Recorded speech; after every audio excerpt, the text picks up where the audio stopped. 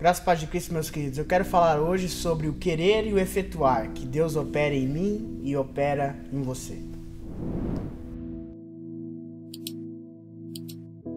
Bem, antes de começar, eu queria ler um texto com vocês, que está em Filipenses, no capítulo 2, versículo 12. Diz o seguinte: Assim, pois, amados meus, como sempre obedecestes, não só na minha presença, porém muito mais agora na minha ausência, desenvolvei a vossa salvação com temor e tremor, porque Deus é quem efetua em vós, tanto o querer como o realizar, segundo a sua boa vontade. O que eu acho interessante é o seguinte, o apóstolo Paulo não está responsabilizando eu e você pela nossa própria santidade, como se nós fôssemos capazes de ser santos por si mesmo. Ele diz que nós temos que desenvolver sim a nossa salvação com temor e tremor, mas ele justifica o porquê nós desenvolvemos a nossa salvação com temor e tremor. Ele fala, porque Deus opera em vós, tanto o querer como o efetuar. Talvez você quer se ver livre de vícios, você quer se ver livre de pecados, você quer fazer o bem, como Paulo diz, mas acaba que não consegue fazer, porque dentro de você habita uma outra vontade. E aqui mesmo, ele na vida cristã dele, ele descobre uma chave que eu e você podemos desenvolver a nossa salvação, ou seja, desenvolver a nossa separação. Eu acho interessante, ele diz que Deus opera em vós o querer e o realizar.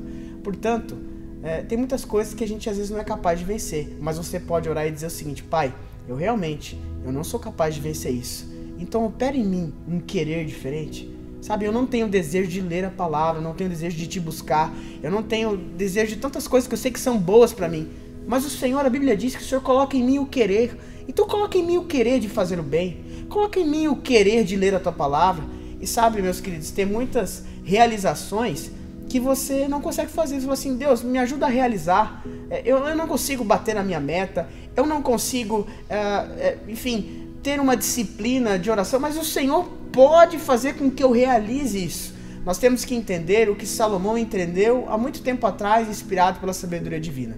Ele disse em Provérbios 21:31 que você pode até preparar o cavalo para o dia da vitória, ou seja, você pode até ter uma disciplina boa, uma disciplina bacana, mas é do Senhor que provém a vitória. Deixa eu te falar, você possivelmente quer ser vitorioso em muitas coisas, mas você tem que entender que a vitória vai vir sempre de Deus. Deus é quem dá a vitória. Eu vejo um homem como Naamã, no livro de Reis, 2 Reis capítulo 5, diz que Naamã, Deus deu vitória à Síria através de Naamã. Só que no final desse versículo diz que ele era leproso. Ou seja, Naamã só foi conhecer o Deus que deu a vitória para ele o dia que ele teve um encontro com o profeta, que o curou da lepra. O que nós temos que entender é o seguinte, que Deus tem dado a vitória para o mundo inteiro. Deus tem o poder de colocar em nós o querer e o efetuar. Agora, pouco nos adianta, pouco nos importa ter a vitória se não tivermos o Deus dessa vitória. Então o que eu te convido hoje é para que você tenha o Deus da vitória dentro de você e que tudo que você for fazer, sabe, desde o sair da sua casa e ir para o seu trabalho, que é uma rotina diária que você faz, entre uma posição de humildade, porque a humildade bíblica é diferente da humildade que é vendida nesse mundo, mas é uma posição de humildade bíblica que é o quê? A humildade bíblica é o seguinte: eu nada posso fazer sem Deus. Aquilo que Jesus Cristo disse: sem mim nada podeis fazer.